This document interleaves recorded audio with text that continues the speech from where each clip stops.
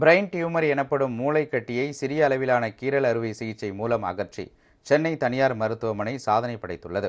Sudan நாட்டைச் சேர்ந்த 69 வயது பெண்மணிக்கு 1 மணி நேரத்திற்குள் அறுவை சிகிச்சை செய்த ரங்கநாதன் ஜோதி என்ற நரம்பியல் மருத்துவ வல்லுநர் அந்த அறுவை சிகிச்சை குறித்து விவரிக்கிறார்.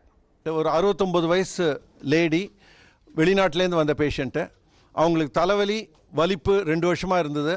அந்த நாட்டில் அவங்களுக்கு தலைவலிக்கு மருந்து கொடுத்துக்கிட்டு இருந்தாங்க, வலிப்புக்கும் மருந்து கொடுத்துக்கிட்டு இருந்தாங்க.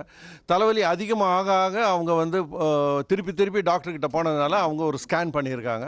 ஸ்கேனில் பெரிய டியூமர் இருக்குன்னொன்னே அங்கேருந்து இங்கே அனுப்பிட்டாங்க. நார்மலாக இதை பண்ணுறதா இருந்தால் ஸ்கல்லை ரிமூவ் பண்ணிவிட்டு உள்ளார பிரெயினை மூவ் பண்ணிவிட்டு அதுக்கப்புறம் டியூமரை எடுக்கணும்.